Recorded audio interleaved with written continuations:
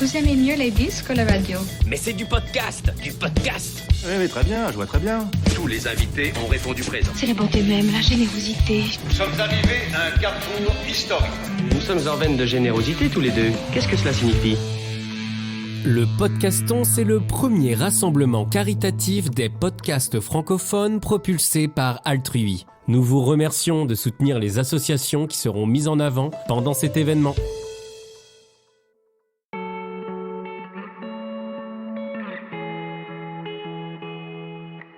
Bienvenue dans un épisode spécial de Soluble. Vous l'avez entendu, nous sommes en pleine semaine du Podcaston. Pendant 7 jours, plus de 400 animateurs et animatrices de podcasts se mobilisent pour mettre en lumière le monde associatif et ses valeurs. J'adore cette idée et Soluble y participe. Je vous en reparle en fin d'épisode et en cette occasion, je souhaite médiatiser une initiative qui me tient à cœur car elle est à l'origine du journalisme de solutions. Bonjour Gilles Vanderpoten. Bonjour Simon. Tu es un journaliste, un auteur, un entrepreneur associatif. Je te reçois parce que tu es le directeur de Reporters d'Espoir, une ONG, une organisation non gouvernementale qui œuvre aux côtés de journalistes et de médias qui ont en commun de vouloir faire émerger des solutions dans les contenus d'information qu'ils proposent pour inspirer, donner envie d'agir. Reporters d'Espoir qui a besoin de la générosité de mécènes et de citoyens, de celles et ceux qui partagent les valeurs dont je parlais. On va voir pourquoi c'est important tout au long de cet épisode, mais d'abord, tu le sais, dans ce podcast, on se montre toujours intéressé par le parcours de notre invité en début d'émission. Et Gilles, est-ce qu'on peut dire que tu es un journaliste qui ne se résigne pas à observer les malheurs du monde, mais qui a décidé d'agir, d'entreprendre? Tout à fait, alors ça vient peut-être de ma formation initiale en école de commerce, de mes inspirations médiatiques mais aussi entrepreneuriales. Quand j'avais 12-13 ans, j'étais vraiment embarqué dans ce monde des startups qui émergeaient, l'ère d'Internet, 97-98. J'étais émerveillé de voir ces jeunes entrepreneurs monter des Multimania, des Caramel, des Net2One, enfin les premières pépites du web. Ça m'a beaucoup inspiré, ça m'a donné envie effectivement d'entreprendre, mais d'entreprendre des projets, pas forcément business, ça peut être des projets associatifs. Et j'en suis venu par différentes expériences en école, d'abord à créer une association dédiée aux questions d'environnement, à créer un festival du film, donc le média était déjà présent, à faire un tour de France, à entreprendre un tour de France du développement durable qui a donné lieu à un premier bouquin. Et ça a été le début de mon engagement dans l'édition et puis le journalisme. Et on va parler de Reporters d'Espoir dans un instant. Donc, c'est une ONG qui agit en réponse à plusieurs problématiques qui apparaissent dans la société, dans l'actualité, dans l'univers des médias aussi, et celui du journalisme. Et justement, on peut dire peut-être que pas de solution sans problème. Alors, peux-tu nous parler un peu du contexte actuel? Et ce n'est pas quand même l'amour fou entre les médias et le public. On a certaines études, certains baromètres. Et là, je lisais une étude pour la Fondation Jean Jaurès qui disait que les Français, notamment 77% des Français, ont tendance à limiter le flux d'informations quand ils ne cessent pas tout court de regarder la télévision, écouter la radio, lire les journaux. On parle de plus en plus de cette notion de fatigue informationnelle. D'où ça vient, cette fatigue informationnelle? Est-ce qu'il y a un trop plein d'infos, trop anxiogène? Il y a effectivement plusieurs problèmes dans ce que tu évoques. Il y a d'un côté le manque de confiance dans l'information et dans les médias, sachant que les deux ne renvoient pas forcément aux mêmes réalités. On ne distingue pas toujours un journaliste d'un éditorialiste ou d'une opinion, c'est-à-dire que le journaliste, il est là pour enquêter, pour aller sur le terrain, pour confronter peut-être sa conception des choses aux réalités, alors qu'un éditorialiste ou quelqu'un qui divulgue une opinion et qu'on va retrouver dans le même média parfois, est là pour donner un avis qui n'est pas forcément étayé par une réalité de terrain. Donc je pense qu'il y a une confusion des genres qui n'aide pas à créer la confiance, parce que les gens se disent « Ah, ils sont pas assez neutres » ou « Ils sont trop neutres, ils sont trop de ceci, trop de gauche, trop de droite ». Un journaliste, un vrai journaliste, alors, n'est pas neutre, on n'est jamais neutre, on est le produit tous de nos origines, de notre vécu, de notre famille, de nos études, etc. Cela étant, il peut viser l'honnêteté, et l'honnêteté venant aussi du terrain. Donc je pense que le problème de confiance vient d'une confusion, mais c'est parce qu'aujourd'hui tout se mélange dans les médias, et avec Internet, c'est encore plus, c'est un mix encore plus grand. Et je pense qu'il y a une injustice quand on dit j'ai une défiance à l'égard des journalistes. En fait, c'est parce qu'on mélange les journalistes et d'autres personnages vus à la télé ou entendus à la radio, ce qui fait que les journalistes ont un taux de confiance dans les 22-23%, ce qui nous classe entre les banquiers et les croque-morts. Donc effectivement, il y a un problème de confiance qui est lié à des vrais problèmes. Il y a eu quelques affaires, mais quand on parle de problèmes liés à des journalistes qui se seraient fourvoyés, en réalité, on vient toujours sur les mêmes affaires qui datent souvent. On va dire « Ah, mais l'AFP a annoncé la mort de Martin Bouygues il y a 5 ans et ils sont plantés. » Mais sur combien de dépêches, sur combien d'informations? Donc je pense que la confiance vient du fait que les journalistes ont fait des études, se sont confrontés au terrain, à un vrai métier, c'est un métier. Donc nous, en tant que citoyens, c'est aussi à nous. Et j'en parle d'autant plus aisément que je suis à moitié journaliste et à moitié en dehors du périmètre. Donc c'est aussi à nous, citoyens, de faire un travail sur nous-mêmes, de recul critique, même s'il y a forcément, il faut balayer devant sa porte, hein, il faut le dire, sinon on va dire il prêche pour sa paroisse. Donc voilà, il y a le problème de confiance, et de l'autre, la fatigue informationnelle, pour moi, c'est autre chose. Je pense que la fatigue informationnelle, c'est pas forcément lié à une défiance vis-à-vis de l'info, parce que c'est souvent le fait justement de gens qui consomment beaucoup d'informations et qui se disent fatigués d'entendre soit toujours les mêmes polémiques, soit des polémiques différentes, mais parce que le climat créé est assez anxiogène.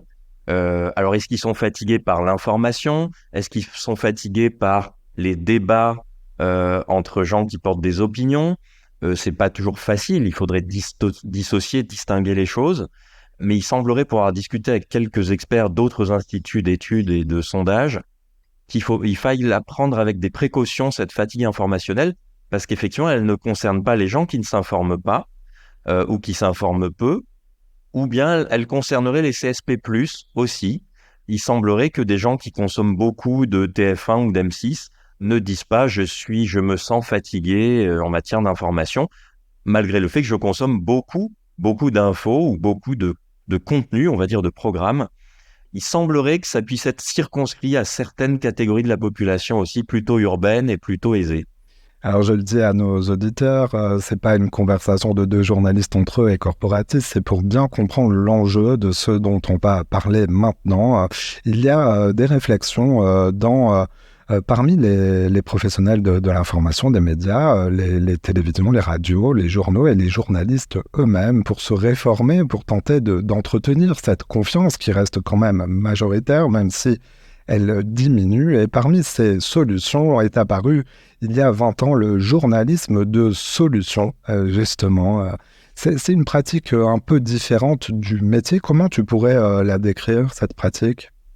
Ouais, c'est une pratique qui a existé de tout temps, mais peut-être de manière minoritaire. Je la définirais comme le journalisme tout court, ou un journalisme à spectre large, qui s'intéresse aux problèmes du monde, qui les analyse, qui en décrit les dysfonctionnements, mais qui ne s'arrête pas là, et qui s'intéresse aussi, lorsque c'est possible, lorsque ça existe, aux efforts qui sont entrepris par des femmes, des hommes, des entreprises, des collectivités, des associations, des gens qui, face aux problèmes, face aux difficultés, se retroussent les manches et tâchent de résoudre un problème, qui soit social, écologique, économique, culturel. Il y a partout autour de nous, quand on regarde autour de nous, il y a des choses qui se passent. Et donc, de notre point de vue subjectif, de journalistes, mais il n'y avait pas que des journalistes qui ont fait émerger, il y avait des citoyens qui agissaient dans d'autres domaines, qui se sont dit, mais l'information ne reflète pas tout à fait ces dynamiques-là. Elle n'est pas toujours tout à fait fidèle à la réalité, dès lors qu'elle a un prisme exagéré ou un prisme particulier pour le clash, la polémique, ce qui fait du bruit, la catastrophe, etc. Et heureusement, nos vies ne se résument pas à ça, bien qu'on soit confrontés tous à des difficultés, à des problèmes. Donc, si vous voulez, il s'agissait de viser une plus grande exhaustivité. C'est ça le journalisme de solution, de problème et de solution, quelque part. Témoigner, voir le monde tel qu'il est dans sa globalité, mais ce n'est pas forcément aller vers les bonnes nouvelles seulement. Non, alors des raisons d'être pessimiste, si on en veut, on en trouve. Des raisons d'être optimiste, si on en veut, on en trouve aussi. Donc il s'agit de viser un équilibre entre tout ça. Effectivement, on ne parle pas de bonnes nouvelles parce que ça vous renvoie soit à un côté Boy Scout, soit à un côté attente du retour de Jésus sur Terre. Donc c'est un peu connoté, si vous voulez. Donc c'est pour ça que ça a toujours été un peu ridiculisé par les journalistes, les confrères et les consoeurs. C'est pour ça qu'on parle d'un journalisme constructif ou un journalisme de solution. Nous, on a beaucoup travaillé sur la méthodologie de tout cela. Il ne s'agit pas de dire chaussons des lunettes roses et ne voyons pas les problèmes. Au contraire, il y a une vraie méthode qu'on a travaillée pendant des années avec des journalistes, des sociologues, des spécialistes des sciences humaines, des neuroscientifiques, etc. Et c'est très simple en fait. Il s'agit de se dire, prenons un problème, analysons-le, regardons s'il existe des initiatives, jugeons ces initiatives à l'aune de ce qu'elles apportent réellement sur le terrain, donc recul critique en toute chose, quel est leur impact réel, est-ce que c'est circonscrit à quelque chose de très local, est-ce que ça essaime un peu partout en France ou dans une région. Il faut il faut cerner la réalité des choses en fait, et c'est là qu'est le sel du métier journalistique, c'est de recontextuer les choses dans ce qu'elles sont. Donc on ne va pas dire exagérément qu'une initiative change le monde si elle change à l'échelle d'un village la vie de 300 personnes. Ce sera très bien, mais il faudra raison garder et ne pas enjoliver les choses ou exagérer les choses. Et ça c'est le travail d'un journaliste, qu'il soit de solution ou politique ou de société ou économique. Enfin, dans un monde idéal, c'est prendre les choses à leur juste mesure. Allez, je voudrais qu'on détaille un peu ensemble les actions de Reporters d'Espoir pour bien comprendre pourquoi vous avez besoin de soutien et comment l'exprimer si on le souhaite. Je le disais dans l'introduction, vous accompagnez des journalistes et des médias. Vous vous définissez comme un accélérateur de solutions dans les médias. Alors sur ce premier point, comment l'association s'y prend-elle ? Alors en fait, depuis toujours, on tâche d'attirer l'attention de journalistes sur des initiatives. Parce qu'une fois qu'on a identifié le problème, l'information est trop anxiogène et elle ne laisse pas assez de place à des initiatives de terrain. Il a fallu en répertorier les références. Et donc, on offre une base de données aux journalistes. Il y a 8000 initiatives dedans. Et on leur dit, si ça vous intéresse, par thématique, par zone géographique, etc., on met à votre disposition cette base de données. Alors, ces initiatives, on les identifie, on les source auprès de différents réseaux. On a des bénévoles ou on va dire des indiques en région. On a des gens qui lisent la presse très locale et qui dénichent des initiatives formidables qui méritent potentiellement d'être connus d'autres médias plus régionaux, plus nationaux. On a, des bénévoles qui cherchent toute cette matière, qui écrivent en fait des résumés. Et donc, les journalistes peuvent s'en emparer et prendre ça comme une matière première pour aller faire leur enquête. Et si vous voyez, ça, on l'a créé à la demande de journalistes qui nous ont dit « Journaliste de solution, je veux bien, mais j'ai pas forcément les sources, j'ai pas les 20 ans d'expérience que vous avez. Voilà. Est-ce que vous pouvez me faire gagner du temps, en gros ?» Donc, on a créé cette base de données. On a créé aussi des numéros spéciaux, des rubriques avec plein de médias depuis 20 ans, avec Libération, avec Ouest France, avec Nice Matin, avec une 50aine de médias français. On les aidait parfois, à mettre le pied à l'étrier. On a créé avec Libération, par exemple, le Libé des solutions, il y a 17 ans. À l'époque, on produisait 80% du contenu, donc ils nous déléguaient un peu la chose. Aujourd'hui, on produit 0, et c'est la rédaction de Libé qui produit tout. Et ça, c'est une victoire pour nous. Ça veut dire que c'est internalisé au sein de la rédac.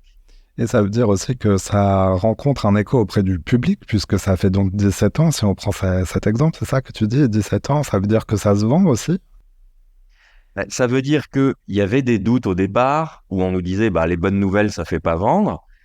Mais il s'avère que effectivement les bonnes nouvelles, ça fait pas toujours vendre. Par contre, le journaliste de solution, oui, puisque le Libé des solutions, dès la première, le premier opus, a été dans le top 3 des ventes de l'année, avec plus 20 à 24% de ventes au numéro en kiosque.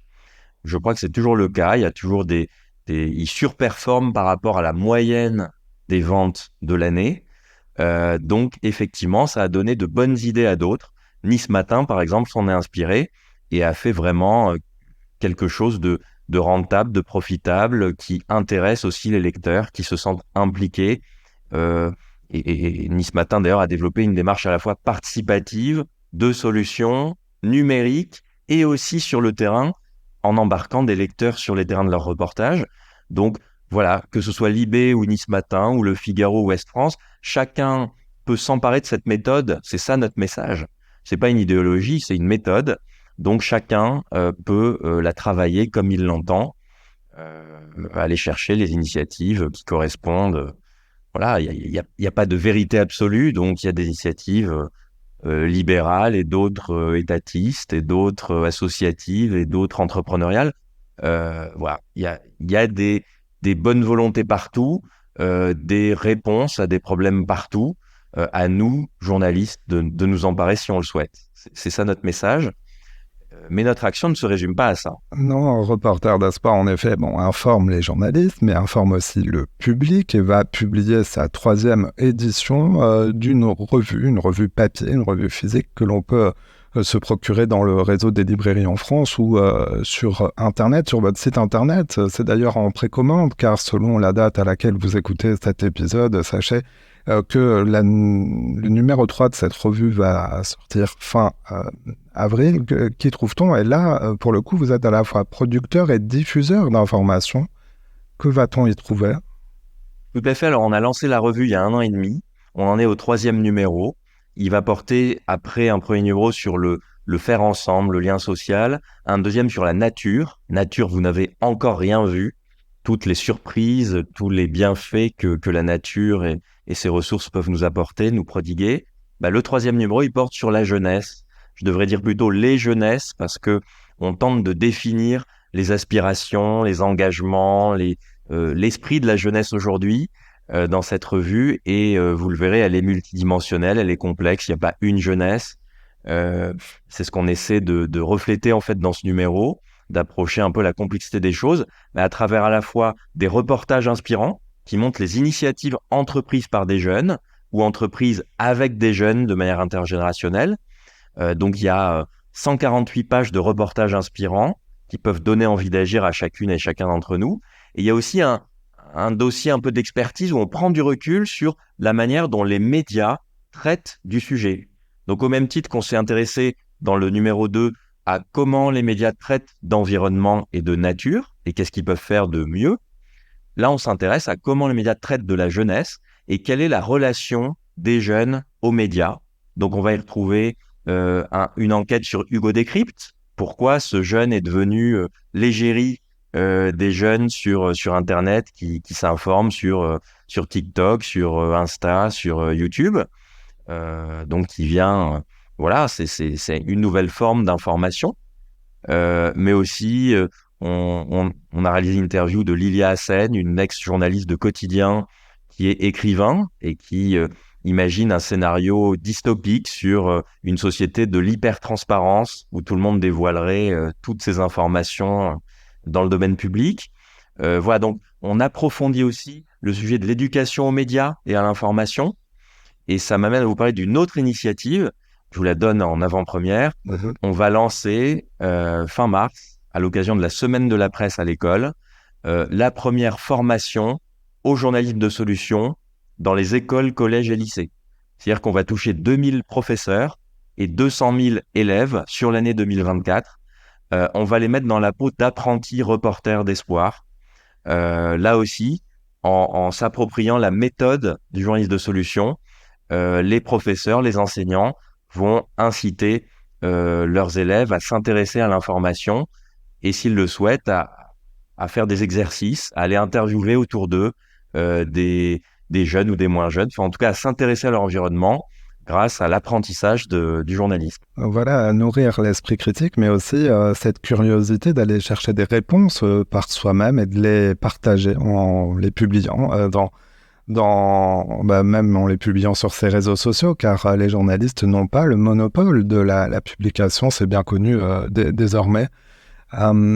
Pour soutenir le journalisme de solution et rendre visibles les productions de journalistes qui l'adoptent, Reporters d'Espoir remet également des prix à des journalistes. Pour certains de leurs travaux, peux-tu nous donner quelques exemples qui ont justement suscité une distinction ? Oui, alors ça tombe bien parce qu'on a remis la semaine dernière les 3e prix européens du jeune reporter d'Espoir. Ça fait 3 ans. On lance un appel à candidature dans toute la francophonie. Et la condition, c'est d'écrire un reportage, d'avoir moins de 30 ans et de parler de problèmes et de solutions qui ont lieu sur les territoires européens. Par exemple, on a alors des questions pas toujours hyper enthousiasmantes au premier abord, mais un des reportages excellents qu'on a primé s'intéresse aux morts sous X, des sans-abri dont on ne connaît pas l'identité, qui sont enterrés dans des cimetières sans sépulture. Et donc, le jeune lauréat Pierre Terraz s'est intéressé à la manière dont, dans certains pays européens, il y avait des travaux, des démarches, des recherches qui étaient faites pour donner un nom et une sépulture à ces personnes sans abri mortes dans l'indifférence et l'invisibilité. Sujet plus riant, un autre lauréat qui s'est intéressé à Samsø, qui est une île au Danemark, qui a atteint l'autonomie, 100% d'autonomie énergétique. Et donc, il explique dans son reportage comment la société, les citoyens, le maire, etc., à force de volonté, ont réussi à cofinancer des infrastructures d'énergie renouvelable et à devenir un territoire exemplaire et totalement autonome. Voilà, ça peut être des sujets plus sociaux aussi. On a une jeune lauréate sénégalaise qui a fait un reportage sur une ONG et notamment financée par des subventions européennes en mode de coopération internationale, qui vient en aide aux enfants des rues à Dakar et dans d'autres villes du Sénégal. Donc vous voyez, ça peut être très, très varié. Culture, éducation, environnement, entrepreneuriat, enfin, on a des sujets géniaux qui nous parviennent. On avait 140 candidatures, il a fallu choisir 7 lauréats et ils viennent de partout en Europe et même dans le monde comme tu le vois. Et je le disais, nous réalisons cet épisode dans le cadre du podcaston, donc c'est une question plus spécifique aux besoins de l'association Reporters d'Espoir, car pour fonctionner, une association a besoin d'un budget, un budget équilibré, et puis pour nourrir d'autres projets. Est-ce que tu peux nous dire assez concrètement, grâce à la générosité des donateurs, quel type d'actions vont pouvoir être mises en œuvre tout au long de l'année 2024, par exemple ? Bien sûr. La générosité du public, elle est primordiale pour nous parce qu'on ne vit que de dons aujourd'hui. On a de temps en temps des subventions, mais de manière très minoritaire, très mineure. On n'est pas contre, on est pour toutes les sources de financement, mais aujourd'hui, c'est les donateurs particuliers et quelques fondations qui nous permettent de faire exister cette cause. En 2024, comme je te le disais, on lance ce grand programme de formation et d'éducation à l'information dans les écoles, collèges, lycées. Ça, c'est vraiment une cause qui dépasse le monde journalistique stricto sensu. On s'adresse vraiment à la société, à la jeunesse, à nos enfants.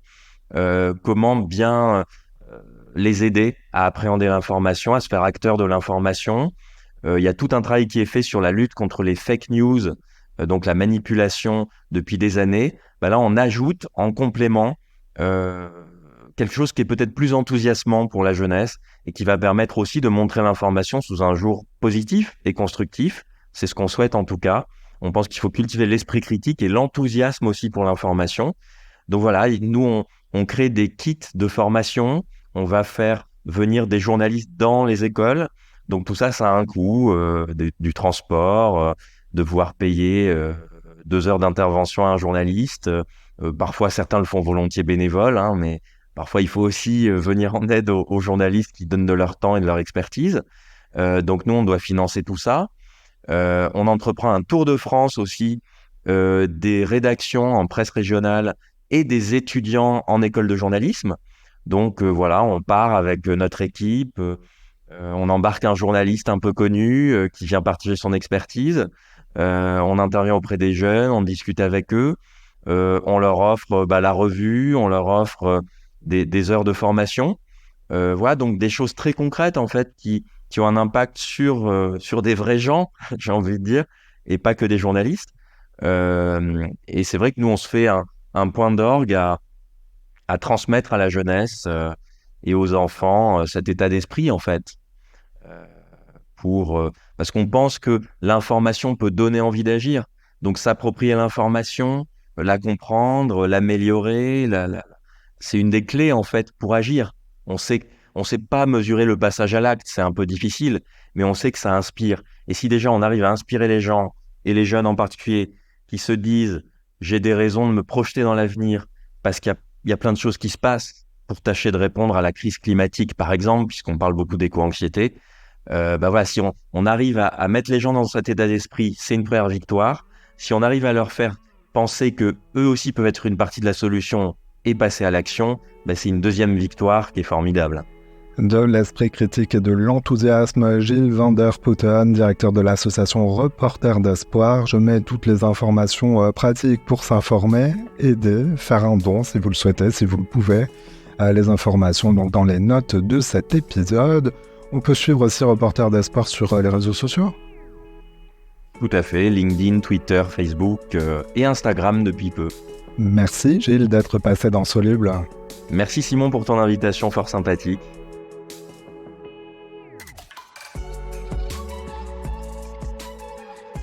Voilà, c'est la fin de cet épisode. J'espère que vous l'avez apprécié et je vous encourage à visiter le site podcaston.org pour découvrir des centaines d'autres associations à travers d'autres excellents podcasts. C'est aussi l'occasion, si vous en avez la possibilité, de faire une promesse de don pour l'ONG Reporters d'Espoir. Et là aussi, cela se passe sur www.podcaston.org. C'est très facile. On compte sur vous. Merci pour votre soutien. À bientôt.